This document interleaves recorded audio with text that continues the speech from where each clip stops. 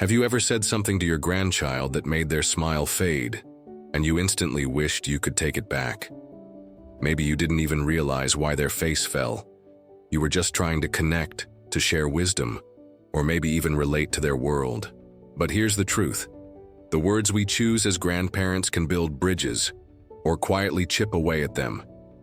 Let's face it, times have changed. The world our grandkids are growing up in looks nothing like the one we knew at their age. And while we want nothing more than to guide them, protect them, and stay close, sometimes the phrases that felt normal in our parenting days land differently today. Worse yet, well-meaning comments can accidentally push them away, leaving us confused about why visits feel shorter or conversations stay surface level. But here's the good news. Small shifts in how we communicate can make all the difference. Today, we're going to walk through 3 common phrases that might be straining your relationship with your grandkids, and what to say instead to strengthen that precious bond. These aren't just theories. They're lessons learned from grandparents just like you, who've turned awkward moments into opportunities for deeper connection. Let's start with a phrase that slips out more easily than we realize. Your dad was so much better at this when he was your age. Meet Barbara, a 68-year-old grandmother from Ohio. When her 12-year-old grandson, Jake, struggled with a science project, she casually mentioned how his father had excelled at the same assignment. "I thought it would motivate him," she told me later. But instead, Jake stopped asking for help altogether. He'd just say, "I'll figure it out," and leave the room. Comparison, even when intended as praise, can feel like criticism to a child.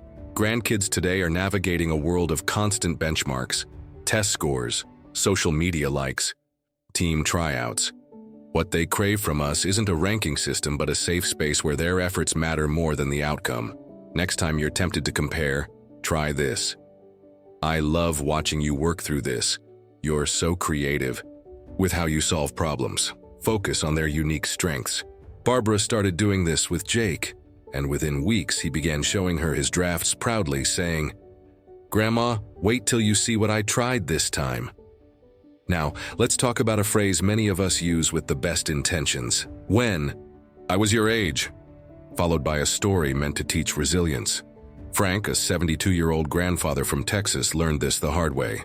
When his teenage granddaughter complained about her part-time job, he launched into a tale about walking 3 miles to work in the snow. "She stopped calling me for a month," he admits. "My daughter finally told me she felt like I was dismissing her stress." Our stories hold wisdom, but framing matters. Grandkids aren't rejecting our experiences. They're asking us to bridge the gap between then and now. Instead of starting with the past, meet them in the present. That sounds tough. Want to tell me more about what's going on? When Frank tried this, his granddaughter opened up about feeling overwhelmed with school and work. "Now we problem-solve together," he says. Turns out, she just needed to vent first. This brings us to a third phrase that might surprise you. "You're too young to understand." Miriam, a 67-year-old grandmother from Florida, used this whenever her 10-year-old granddaughter asked about grown-up topics like family finances or health issues. "I thought I was protecting her," Miriam shared. But over time, her granddaughter stopped confiding in her about school conflicts or friendship troubles. She'd say, "Never mind, it's kid stuff." When we dismiss a child's curiosity even gently, we unintentionally teach them their questions aren't welcome. The alternative? Age-appropriate honesty. Try. "That's a smart question. Let me think of the best way to explain it." For tough topics, you can add, "Let me talk to your parents first so we're all on the same page." Miriam started doing this, and now her granddaughter initiates heartfelt conversations. "Last week, she asked me how I knew Grandpa was the one." We talked for an hour. You might be thinking, "But what if I've already said these things?" Don't worry. Relationships are resilient. The key is to notice patterns and adjust. One awkward moment won't break a bond, but consistent, mindful communication can transform it. As we move forward, we'll explore phrases that go beyond everyday conversations, ones that shape how your grandkids see themselves and their place in the family story. You'll learn how to turn loaded questions about grades or relationships into trust-building moments, and why certain compliments, "You're the smartest" might backfire. But for now, take a moment to reflect. Which of these phrases have you used without realizing their impact? Pick one to practice rephrasing this week. Watch how your grandchild's posture changes when they feel heard rather than measured. That shift, that spark of connection, is where love and respect grow deepest. There's a moment every grandparent dreads. The pause after you've spoken, when you see your grandchild's eyes flicker away, their shoulders tense just slightly. It's not rebellion you're seeing.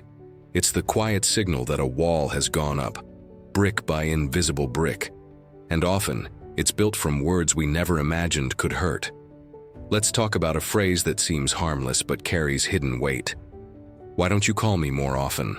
Take Henry, a 70-year-old grandfather from Michigan. When his college-aged granddaughter Emma started texting instead of calling, he'd jokingly say, "Guess you're too busy for your old grandpa." At first, Emma laughed it off. But over time, her replies grew shorter. "I felt guilty every time I saw his name pop up," she confessed to her mother. "I was failing him."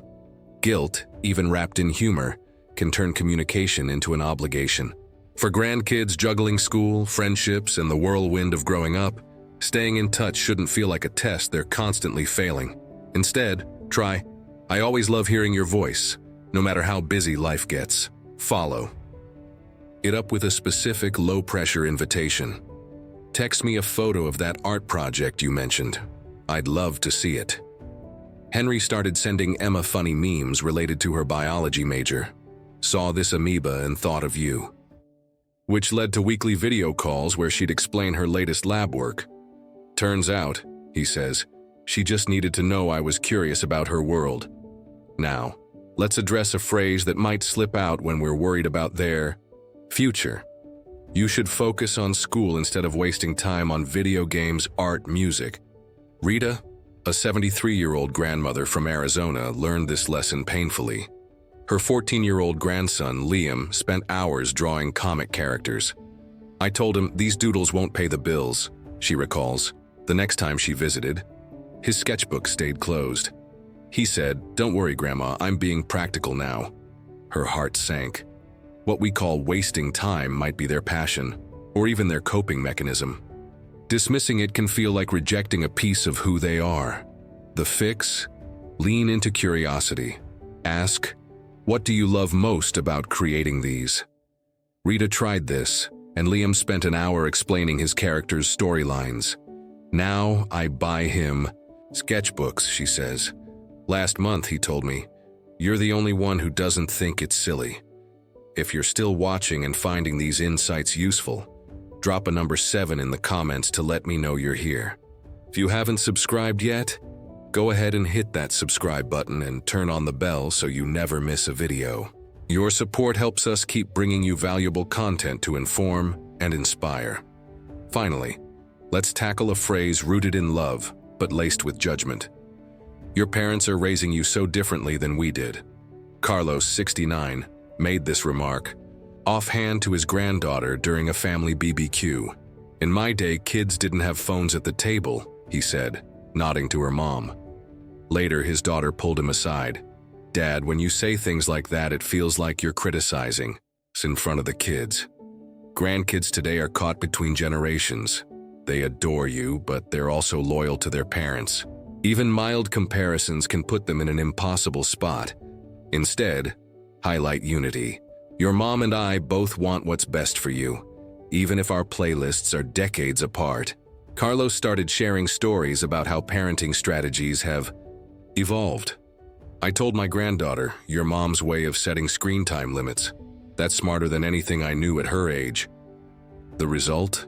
His daughter now asks him for advice, and his granddaughter sees him as a bridge, not a critic. You might notice a pattern here.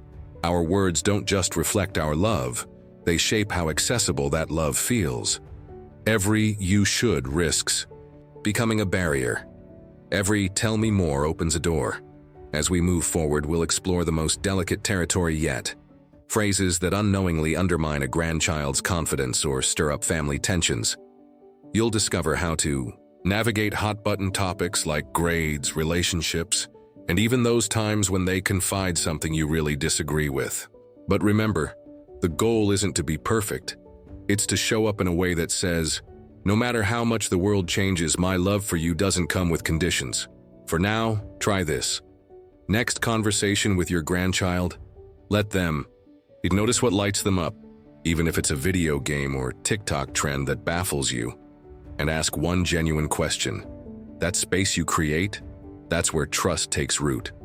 There's a quiet power in being the person your grandchild chooses to confide in, the one they call after a bad day, the one they trust with secrets they haven't even told their parents. But that trust hinges on something subtle: how we respond when they share struggles that feel foreign to us. Let's address the phrase that's ended more heart-to-heart conversations than any other. You're overreacting. Consider Marie, an 81-year-old grandmother from Vermont. When her 16-year-old granddaughter Zoe tearfully confessed to feeling anxious about climate change, Marie patted her hand and said, "Don't waste your youth worrying. We had nuclear drills in my day, and life went on." Zoe stopped bringing up her fears after that. "I felt stupid." She later told her therapist, "My feelings were too much." What we intend as reassurance, "This too shall pass," can sound like dismissal to a generation facing unprecedented challenges: college, debt, social media pressures, a planet in crisis. Their worries aren't melodrama. They're the backdrop of their lives. The pivot: validate first. Try. That sounds really heavy. Thank you for trusting me with it. Marie tried this approach when Zoe mentioned a friend's bullying incident. Instead of downplaying it, she said, "I'm so sorry you're carrying this. Want to talk through what might help?" Zoe stayed on the phone for an hour. Afterward, Marie says she texted, "You always make me feel safe. Now let's confront a phrase that seems loving but carries hidden risks. Let me fix that for you." Ed, a 78-year-old grandfather from Oregon, prided himself on being his grandchildren's problem solver. When 9-year-old Aiden struggled with math, Ed hired a tutor without asking. When 17-year-old Lily had a fender bender, he immediately called his insurance agent. "I thought I was helping," he says. But Lily started hiding minor mishaps, and Aiden fibbed about homework. "They didn't want me taking over," Ed realized. Rescuing feels like love to us, but to grandkids it can signal, "You're not capable." Every time we rush to solve their problems, we unintentionally dim their belief in their own resilience. The alternative: empower instead of rescue. Ask, "What do you think your next step should be?" Ed began doing this, and Aiden now proudly announces, "Grandpa, I figured out the answer myself." Lily recently negotiated her first car repair solo, but called Ed afterward to say, "Your advice about staying calm totally worked." This brings us to our final phrase, one that shapes how your grandkids view your entire family legacy. We don't talk about that. Grace, 75, grew up in a family that avoided conflict. When her grandson asked why his uncle no longer attended holidays, she deflected.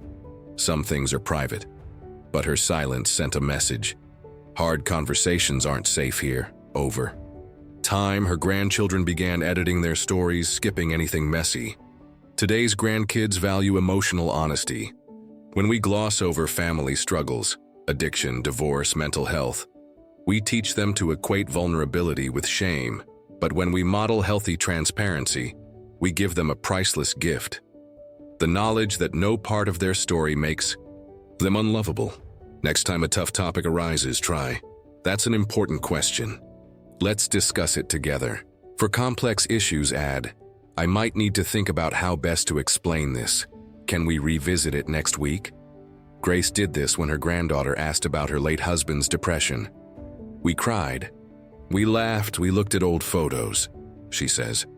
Now she calls me when she's feeling low saying, "Remember how Grandpa got through his dark days?" Drop a comment below and share one thing you learned today and how you plan to use it in your life. We'd love to hear your thoughts, so don't hold back. Your input means a lot to us. Reading your comments keeps us motivated and inspired. If you found this video helpful, be sure to like, subscribe, and share.